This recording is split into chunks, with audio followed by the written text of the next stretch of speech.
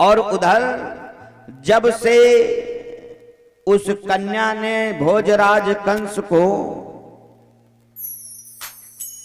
आकाशवाणी करी कि तुमको मारने वाला तो पैदा हो चुका है ना, तो भोजराज कंस एकदम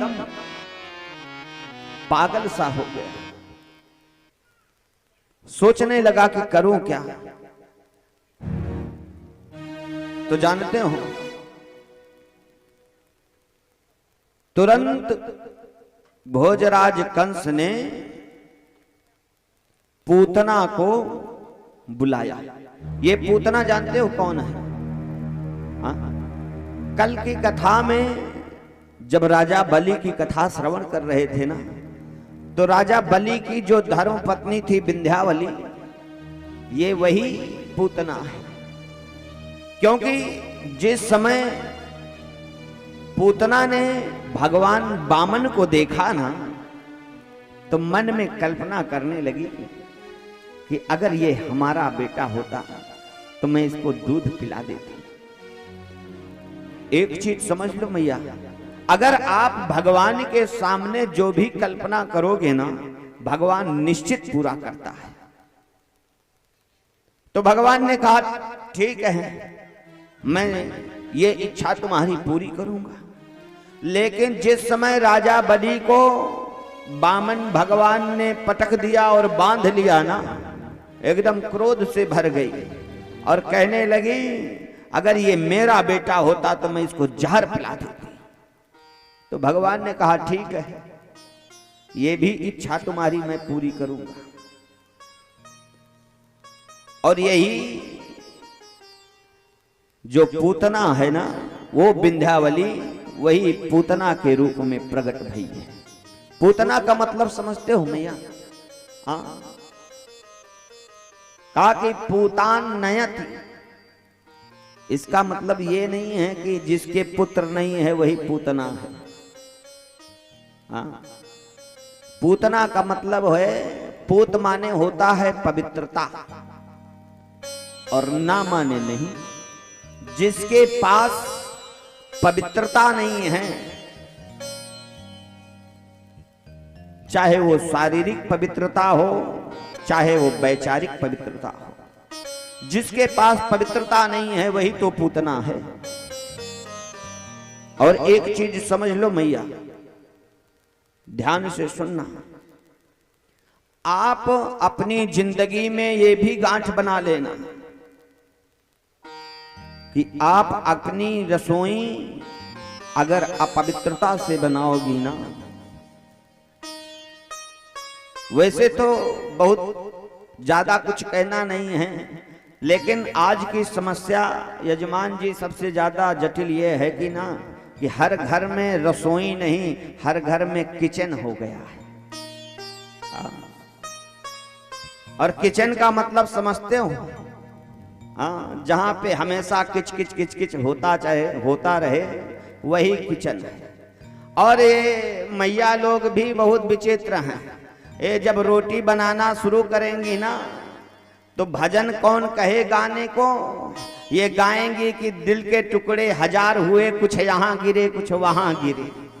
हाँ, तो आप जरा समझो, अगर उस रोटी को, उस प्रसादी को कोई खाएगा तो उसकी स्थिति क्या होगी? घर में रसोई गायब हो गई, भोजनालय गायब हो गया। हम लोग आश्रम में पढ़ते थे ना, तो वहां कौशल्या भंडार हमेशा मोटे से लिखा रहता था, कौशल्या भंडार, अन्नपूर्णा भंडार। लेकिन घर से रसोई गायब, भंडार गायब, अब तो किचन तक समिट रह गए। और वो भी अब महाराज समय नहीं है, क्या करें, बस सुबह सुबह जल्दी से, हाँ, बेड से उठा, आंख मिंजते हुए तुरंत चट से घुस गई किचन में चप्पल पहन के, और बढ़िया अपवित्र अवस्था में सब बनाया, और बनाने के बाद सब बना करके रख लिया, उसके बाद स्नान किया। जरा सोचो, आप अपने रसोई में ठाकुर जी को कैसे पवाओगे? याद कर लेना, नहीं आप अनुभव कर लेना। अभी 3 दिन की 2 दिन की कथा बाकी है ना। और आप अनुभव कर लेना कि आप अपनी रसोई में एक दिन गुस्से से भोजन बनाना। हमारे बीच में परम आदरणीय आचार्य प्रवर प्राताश्मणी नमनी अर्जुनी बंदनी श्री गिरजा शंकर त्रिपाठी जी, जिनका सानिध्य हमको मिला भी है। बचपन में जब मैं इस लाइन में घुसा होना तो आपके ही सानिध्य में मैं रहा कुछ दिन, आपका आशीर्वाद मिला। मैं आचार्य जी को व्यासपीठ से बहुत बहुत दंडवत करता हूं और प्रार्थना करता हूं कि आपका आशीर्वाद निरंतर हमारे ऊपर बना रहे और व्यासपीठ की तरफ से, यजमान परिवार की तरफ से और श्रोताओं की तरफ से जोरदार ताली के साथ एक बार आचार्य प्रवर का स्वागत करेंगे हम। लेकिन आपकी दृष्टि हमारी साथ में पधारे जो भी गणमान्य जन हैं उनको भी मैं बहुत बहुत साधुवाद करता हूं। लेकिन ध्यान देना, आपकी दृष्टि हमारी ओर हो और वही प्रसादी आप नहा करके धो करके और भगवान का गाना, भगवान का भजन गाते हुए आप प्रसादी बनाओ। उस प्रसादी को जब आप पवाओगे ना तो उस प्रसादी को पाने वाला व्यक्ति दिन भर प्रसन्नता में रहेगा, प्रसन्न चित्त रहेगा। लेकिन ये जो पूतना है ना, ये पूतना बड़ी विचित्र है। पूतना ने भोजराज कंस से आदेश पारित करवा लिया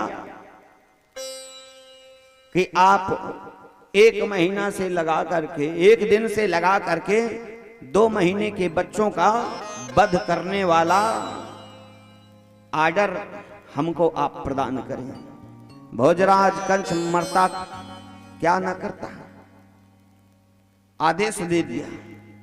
और इधर नंद उत्सव हो ही रहा था। नंद बाबा को याद आया कि अभी भोजराज कंस को कर भी देना है, इधर तो उत्सव चलता रहेगा, चलो हम कर दे करके आते हैं। नंद बाबा मथुरा चले गए कर देने के लिए। कर दिया वहां भोजराज कंस के यहां, और उनके परम मित्र हैं वसुदेव जी महाराज। देखो भागवत में 2 शब्द है, एक वासुदेव है, वासुदेव का मतलब हो गया भगवान श्री कृष्ण, और वसुदेव का मतलब हो गया उनके पिताजी, है ना। तो वसुदेव जी उनके परम मित्र हैं। और जो नंद बाबा फुर्सत पाए ना तो सोचने लगे कि अभी हम अपने मित्र से मिले नहीं, क्योंकि मित्र के 6 पुत्रों को भोजराज कंसों ने मार दिया है, और जाकर के थोड़ा सा सांत्वना हम उनको बता दें। नंद बाबा पहुंचे हैं वसुदेव जी महाराज के पास, और जैसे जाकर के पहुंचे हैं ना तो मित्र इसको कहते हैं कि अपनी खुशी को वहां व्यक्त नहीं किया, मित्र के दुख में दुखी हो गए और जाकर के वसुदेव जी महाराज को अपनी छाती से लगा लिया। मित्र, ये तो भगवान की कृपा है और भगवान के आगे किसी की चलती नहीं है, लेकिन याद करो, याद कर लेना मैया कि जे ना मित्र दुख होए दुखारी, जे ना मित्र दुख होए दुखारी, जे ना मित्र दुख होए दुखारी, जे ना मित्र दुख होए दुखारी, नहीं बिलोकत पातक भारी, नहीं बिलोकत पातक भारी, नहीं बिलोकत पातक भारी, नहीं बिलोकत पातक भारी, निज दुख के गिरि समरज कर जाना, निज दुख गिरि समरज कर जाना, मित्राक दुख राजो मेरो समाना, मित्राक दुख राजो मेरो समाना। अपने मित्र के दुख को देख करके नंद बाबा बहुत दुखित हुए। और इधर धीरे धीरे करके पूतना एक दिन से लेकर के 2 महीने के बच्चों को मारना शुरू कर दिया। तो भगवान ने विचार किया कि मैं तो पृथ्वी का भार हरण करने के लिए आया हूं और हमारे रहते ये पूतना अनायास बच्चों को मार रही है, इसलिए थोड़ा सा आकर्षण बढ़ाया। और ज्यों आकर्षण बढ़ाया ना, जरा ध्यान से सुनना, कहा कि कंसेन प्रतिहता घोरा पूतना बाल घातनी, शिशुं चार निघ्नन्ति पुरग्राम ब्रजान दिशु। पूतना को भगवान ने ऐसा आकर्षित किया कि पूतना इधर उधर न जाकर के सीधे गोकुल पहुंच गई। नंद भवन में उधर उत्सव चल रहा था और इधर पूतना ने किया क्या, सुंदर सा रूप बनाया और उस रूप को श्री सुखदेव जी महाराज कितनी गजब से श्री परीक्षित जी महाराज को वर्णन करते हैं कि ताम केस बंधो व्यतिशक्त मालिकाम बृहंत नितंब आस्तंक छस्मान। ताम केस बंध, पूतना ने इतना सुंदर रूप बनाया कि अपने बालों को बांध लिया और खूब सज संवर करके ऐसा प्रतीत हो रहा था कि दूसरी कामनी आकर के प्रकट हो गई है। सखियों ने पूछा कि तुम कौन हो? पूतना ने उत्तर दिया कि अरे मैं नंद बाबा के दूर की रिश्तेदारी और जो बालक हुआ है ना, मैं उसकी मौसी लगती हूं। 60 वर्ष के बाद बालक हुआ है, कोई ऐरा गैरा थोड़ी है। नंद बाबा के यहां तो जब भगवान कृष्ण कन्हैया केवल करवट लेते हैं तब उत्सव मनाना शुरू हो जाता है, हाँ एकदम। लेकिन क्योंकि किसके यहां आए हैं जानते हो? यशोदा के यहां आए हैं। तो यशोदा का मतलब समझते हो? कहा कि यशम ददात सा यशोदा, जो दूसरों को यश देती है उसी का नाम तो यशोदा है। यशोदा कोई साधारण नहीं है। तुरंत मां यशोदा ने उस पूतना को जो बन ठन करके आई थी ना, हाँ ऐसे थोड़ी ना बनी थी। काकी रूप रंग बारी बारी, उम्र में बारी बारी, अब बारी सुकुमारी और बारसा में बारी हैं। अब कारी का जरारी कारी, काजल की कोर कारी, अब कारी कारी भंवजी की लटकारी कारी हैं। गजब का सुंदर रूप। और ऐसे नहीं, कैसे चल रही थी? काकी चाल है सो चाल चाल चाल चटकीली चाल, और चंपा सी चमके और गले माल मेली हैं। अब बिल्ला सी बेली बेली देहयाल बेली बेली, अब बेली सी हथेली और नूतन न बेली हैं।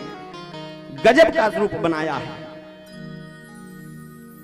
और जिस समय मैया यशोदा ने देखा ना, कुछ पूछा नहीं, अपने लाला को उठा करके दे दिया गोदी में, ये ले बस थोड़ा सा दो, मिल करके आया। और जिस समय कृष्ण कन्हैया को अपनी गोदी में लिया ना, तो पूतना ने किया क्या था जानती हो मैया? अपने स्तन में कालकूट नामक जहर लगाया था। और वो जहर इतना भयानक था कि जैसे ही बच्चे के मुख में डालती थी ना, बच्चा समाप्त हो जाता था। आज वही कालकूट नामक जहर अपने स्तन में लगा करके पूतना बन ठन करके आई है, और जब भगवान को अपनी गोदी में पाया ना तो एकदम धीरे धीरे करके किनारे पहुंच गई, और किनारे से जाकर के अपने वक्षस्थल की रक्षा करने वाले आंचल से ढक लिया, और ढक करके किया क्या, सीधे अपने स्तन को भगवान के मुख में प्रवेश करा दिया।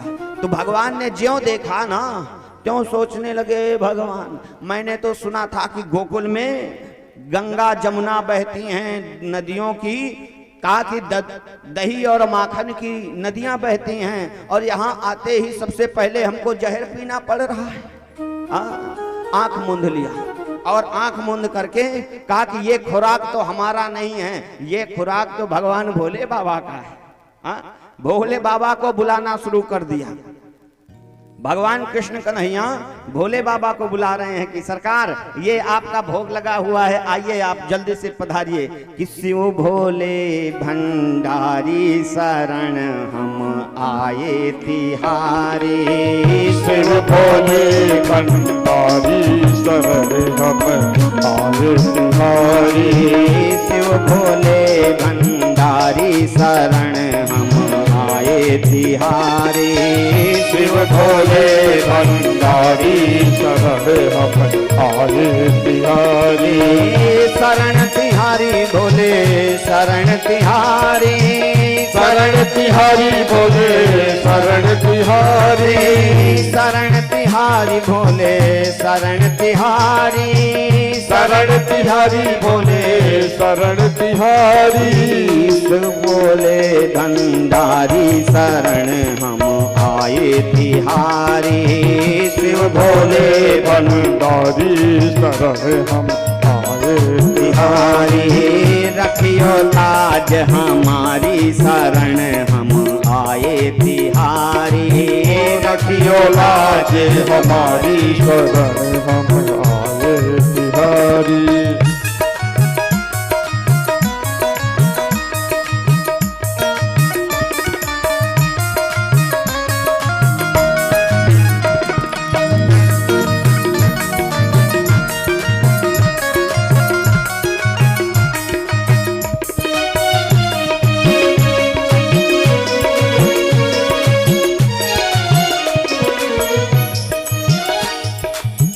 गले में सोहे मुंड की माला, गले में सोहे मुंड की माला, गले में सोहे मुंड की माला, गले में सोहे मुंड की माला, सिर पर गंगा धारी शरण हम आए तिहारी, सिर पर गंगा धारी शरण हम आए तिहारी, रखियो लाज हमारी शरण हम आए तिहारी, रखियो लाज हमारी शरण हम आए तिहारी, आए तिहारी बाबा शरण तिहारी, आए तिहारी बाबा शरण तिहारी, शरण तिहारी बाबा शरण तिहारी, शरण तिहारी बाबा शरण तिहारी,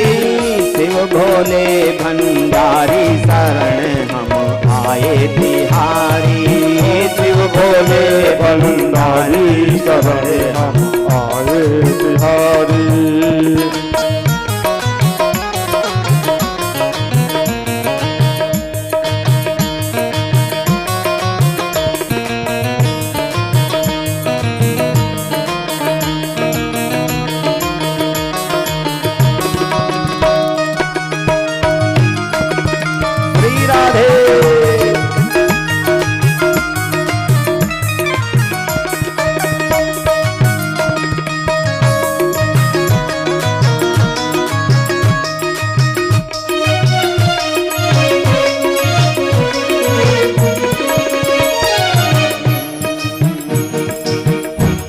चंद्रमा मस्तक सोहे, अर्ध चंद्रमा मस्तक सोहे, अर्ध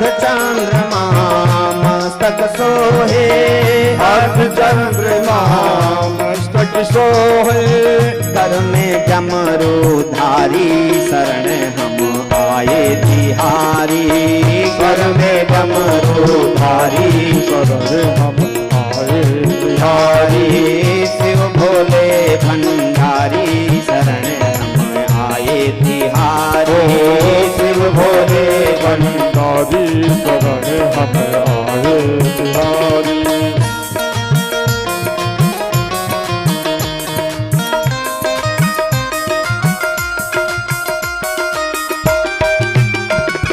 श्री राधे।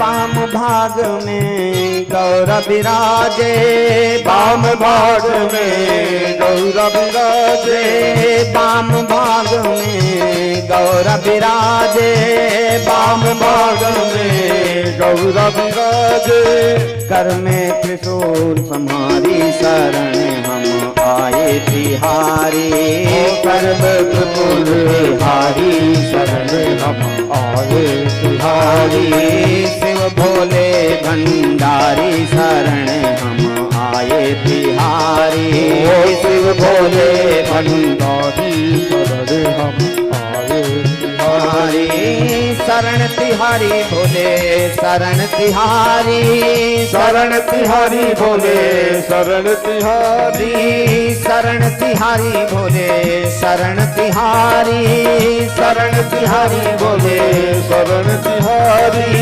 रखियो लाज हमारी शरण हम आए तिहारी, रखियो लाज हमारी शरण हम आए तिहारी, शिव भोले भंडारी शरण हम आए तिहारी, शिव भोले भंडारी शरण हम आए तिहारी, तिहारी हम आए तिहारी, शिव भोले भंडारी शरण हम आए तिहारी। भगवान भोले बाबा को याद किया कि प्रभु आइए जल्दी से, आपका भोग आया है, आप पाइए। इसलिए भगवान ने सबसे पहले आंख बंद कर लिया और जो भक्तों ने पूछा कि प्रभु ये बताओ,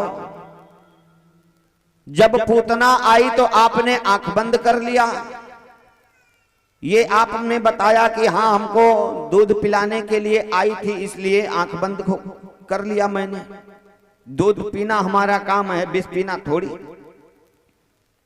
लेकिन एक संत ने दूसरा भाव दिया, कहते हैं कि मायापति के सामने ये जो माया का रूप धारण करके आई है ना, मायापति के सामने माया किसी की टिक नहीं सकती, इसलिए इसका राज ना खुल जाए, इसलिए भगवान ने अपने नेत्रों को बंद कर लिया। तीसरा संतों ने भाव दिया कि प्रीत नयनोत योग्यता, अर्थात अगर मेरा नेत्र खुला रहेगा और पूतना का भी नेत्र खुला है तो कहीं आंखें आंखें मिल करके प्रेम ना जागृत हो जाए, और जब प्रेम जागृत हो जाएगा तो अपने प्रेमी का वध करना ये शास्त्र सम्मत नहीं है, इसलिए भगवान ने कहा मैंने आंख बंद कर लिया। एक संत ने तो गजब का भाव दिया, कहा जिस समय सूपनखा आई थी भगवान से ब्याह करने के लिए ना, और ये कह करके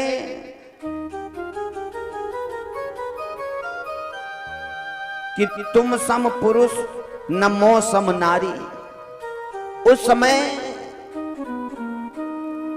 जानकी जी हमारे साथ में थी, इसलिए हमने उसको तो देख लिया, लेकिन अभी मैं केवल अकेला हूं, और जब मैं अकेला हूं, ये आई है, अगर इसकी तरफ मैं निहार दूंगा ना तो शास्त्र में बात दूसरी हो जाएगी, इसलिए मैंने नेत्र बंद कर लिया। एक संत ने गजब का भाव अलग दिया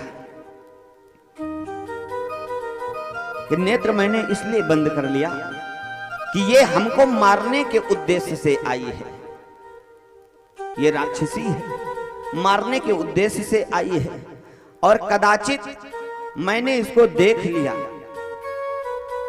तो होगा क्या कि सन्मुख होए जीव मोहि जबाहि, सन्मुख होए जीव मोहि जबाहि, सन्मुख होए जीव मोहि जबाहि, सन्मुख होए जीव मोहि जबाहि, जन्म कोट नासाई कबाई, जन्म कोटि असनाथ कबाई।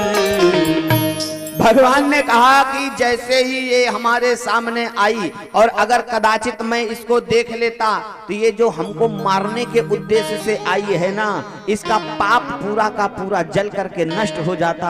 सन्मुख होए जीव मोहि जबहि, जन्म कोट अघनाशे तबहि, और जब इसका पाप नष्ट हो जाता तो ये हमको मारने के उद्देश्य से जो आई है, इसका उद्देश्य गड़बड़ हो जाता। इसलिए मैंने नेत्र बंद कर लिए। इस तरीके से संतों और विद्वानों ने बहुत सारे मत दिए, लेकिन जरा सोचो, जिस समय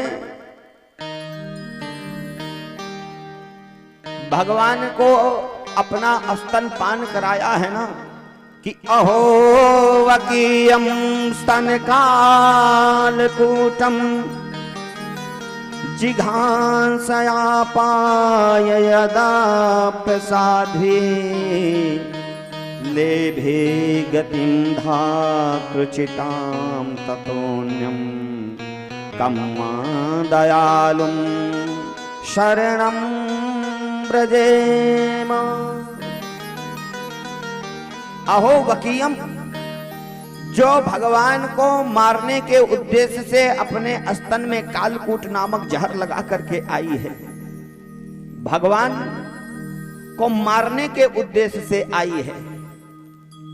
भगवान आज ने उनका कि जन अवगुण प्रभु मान न काऊ, जन अवगुण प्रभु मान न पाऊ, जन अवगुण प्रभु मान न काऊ, जन अवगुण मान न पाऊ, दीन बांधो मृदुल स्वभाव, दीन बांधो अति मृदुल सुहाऊ, दीन बांधो मृदुल सुहाऊ। भगवान कहते हैं कि जन अवगुण प्रभु मान न काऊ, दीन बंधु अति मृदुल स्वभाव। ये जो भगवान का स्वभाव है ना, ये स्वभाव भगवान का बड़ा ही मृदुल है।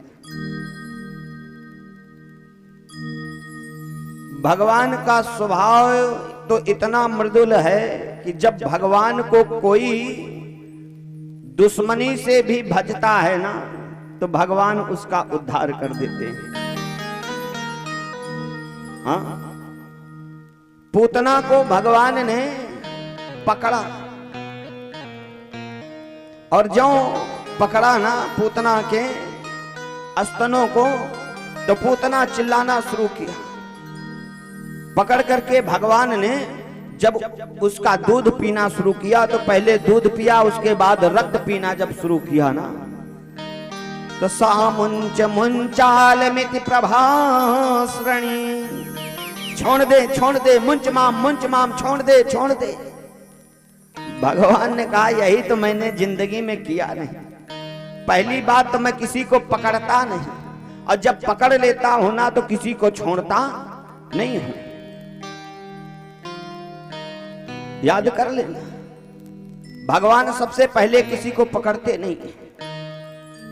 हाँ, एक छोटी सी बात बताऊं ना, जिस समय राघवेंद्र सरकार अपने इसी श्रृंगेरपुर में पहुंचे हैं ना, श्रृंगेरपुर में भैया लक्ष्मण भी साथ में थे, मैया सीता भी साथ में थी, और तुरंत नाव मांगी। नाव लेकर के केवट आया, कहा कि भैया आप हमको पार कर दो। केवट ने कहा भाई महाराज पार तो नहीं करूंगा। कहा क्यों? कहा कि इसलिए पार नहीं करूंगा महाराज की आपके चरणों में जादू है, आपके चरणों में जादू है। कहा कौन सा जादू हमारे चरणों में?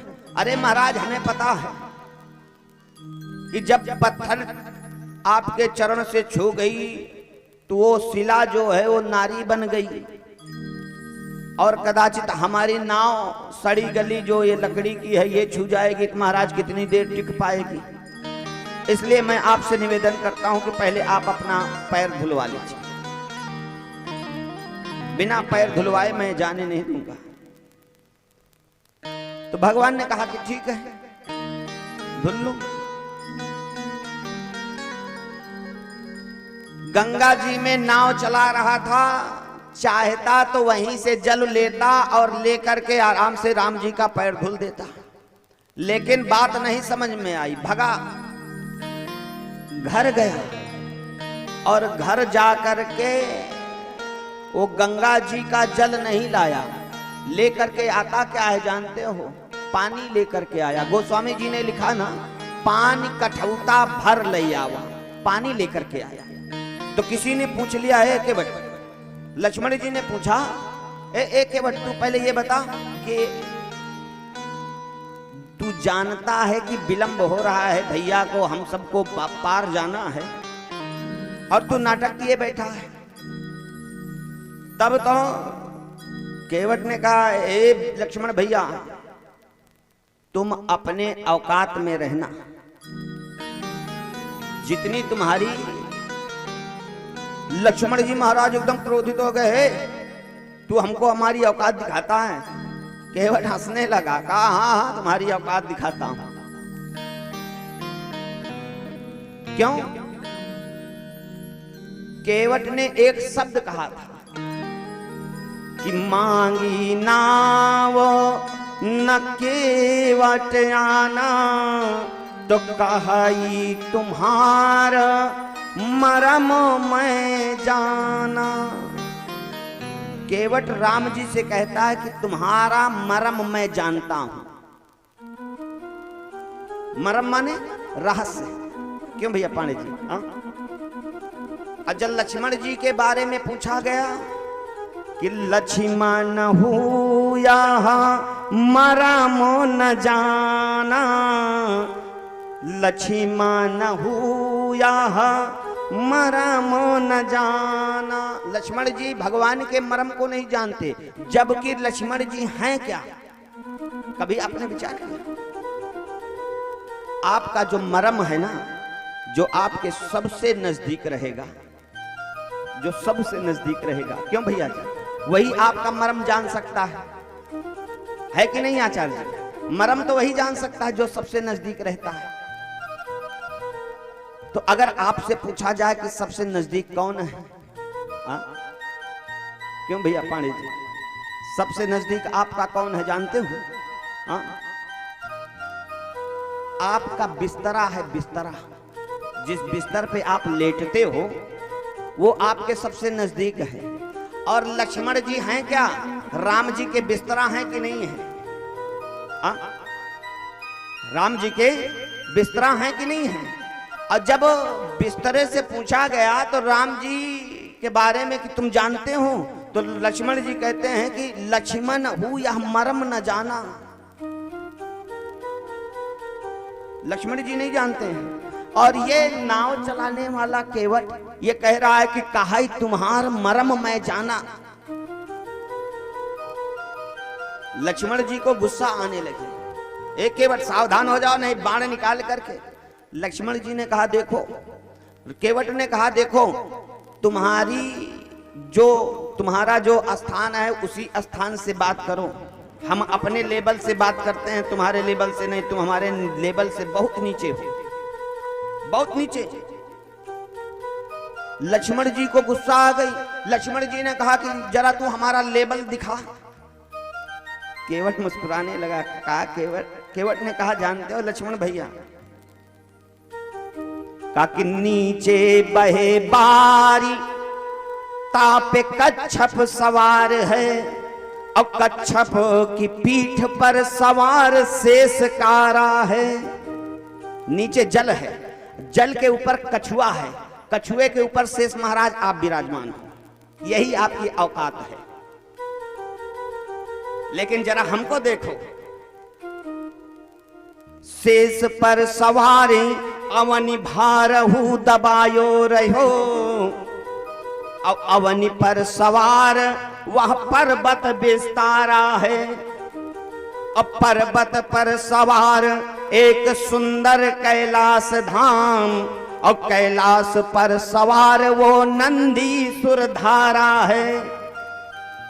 कि नंदी पर सवार शंभु, और शंभु पर सवार जटा, और जटा में सवार देखो गंगा जू की धारा है।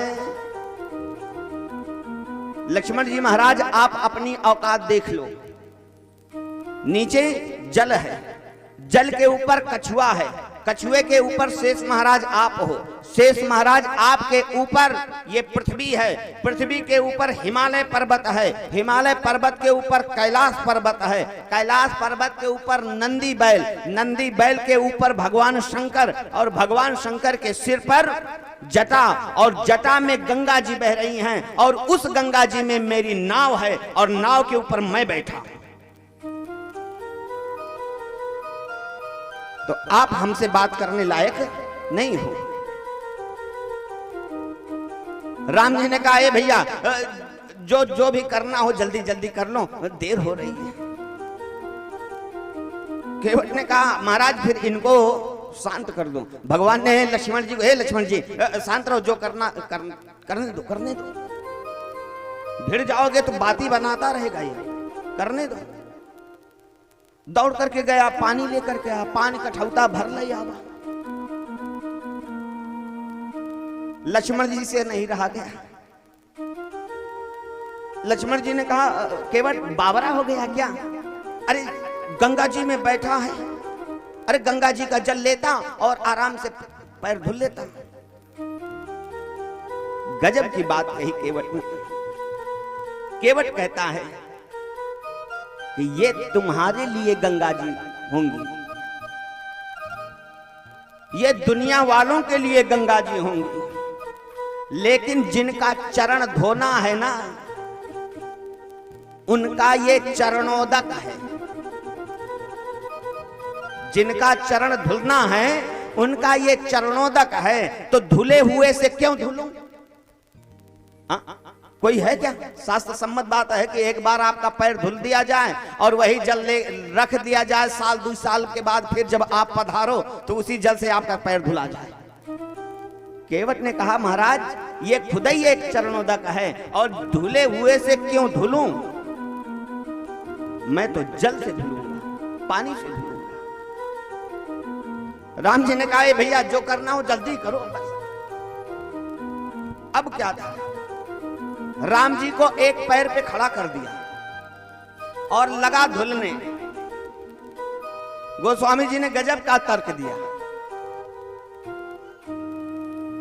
कहा कि अति आनंद उमगी अनुरागा अति आनंद उमगी अनुराग अति आनंद उमगी अनुरागा अति आनंद उमगी अनुराग चरण सरोज पाखरन लागा चरण सरोज पाखरन लागा सरोज पाखरन लागा ताकि अति आनंद उमगी अनुरागा चरण सरोज पखारन। गोस्वामी जी ने लिखा चरण सरोज पखारन लागा। अच्छा, यहाँ सब लोग पढ़े लिखे बैठे हैं, हमसे उम्र में बहुत बड़े बड़े हैं। मैं आप लोगों से पूछता हूँ, हाथ पैर पखारा जाता है कि धुला जाता है? क्यों भैया जजमान जी? क्यों बाबूजी? हाथ पैर पखारा जाता, पखारने का मतलब समझते हो? जब धोबी कपड़ा ले जाते थे ना तालाब में, वो जो लकड़ी वाला पाटा होता था उसी में भिगो भिगो करके और दे दनादन उसको पखारना कहते हैं। तो गोस्वामी जी को क्या हो जाता, लिख देते कि चरण सरोज का धोवन लागा। लेकिन गोस्वामी जी ने कहा नहीं नहीं, चरण सरोज पखारन लागा।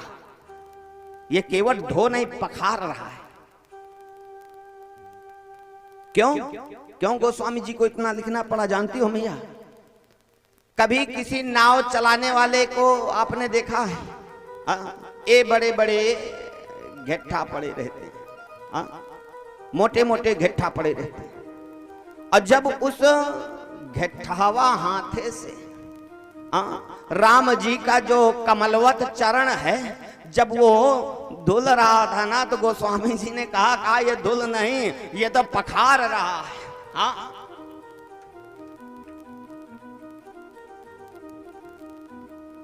केवट ने राम जी के चरण को पखारना शुरू किया। राम जी एकदम सहमे जा रहे हैं, क्योंकि राम जी की स्थिति क्या है जानते हो?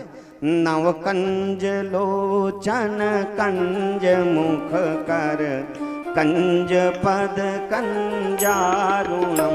नव कंज लोचन कंज मुख कर कंज पद कंजारुणम।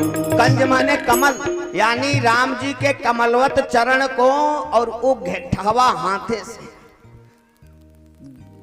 लगा है। तो केवट ने सोचा कि अब तो क्या करना है, ब्रह्म को हमने पकड़ लिया,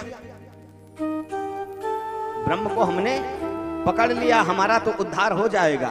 अब धो रहा था तब तक बुद्धि रानी आकर के खड़ी हो गई, कहने लगी ए केवट तू क्यों मगन है? कहा कि जानते नहीं हो, आज हमने ब्रह्म को पकड़ लिया। अच्छा, ब्रह्म को पकड़ लिया?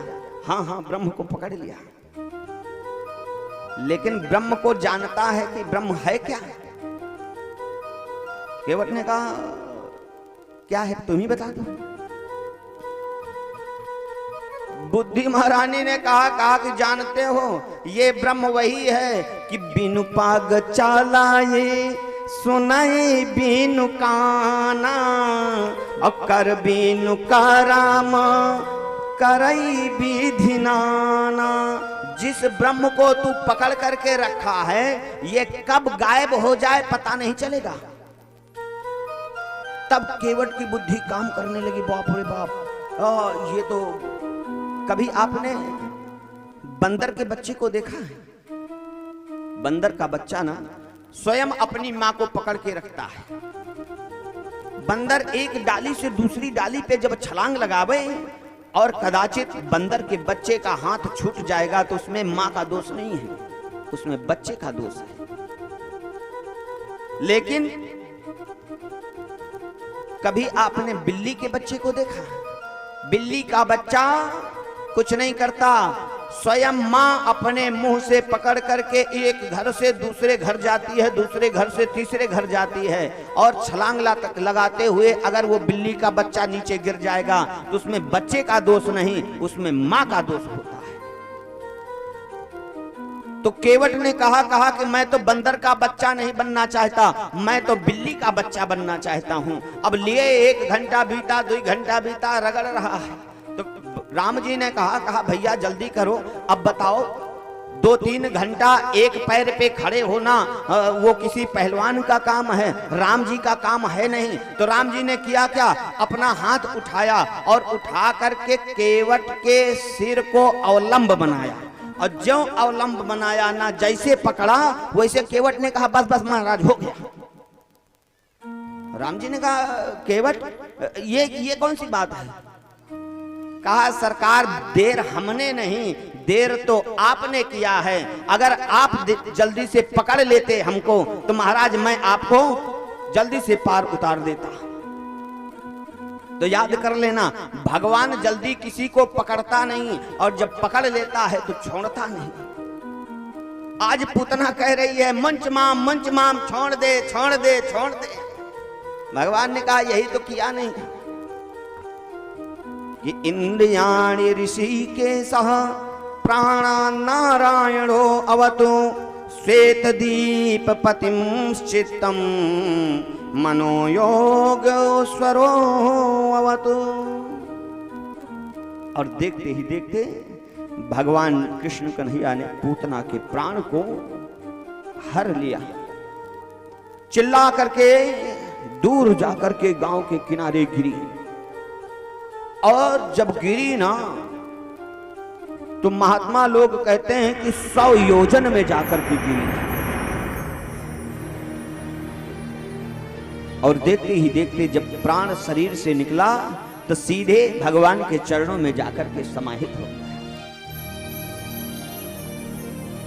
इधर हल्ला मच गया, उधर नंद बाबा जो बसदेव जी से मिलने गए थे ना, बसदेव जी महाराज बहुत बड़े ज्योतिषी हैं।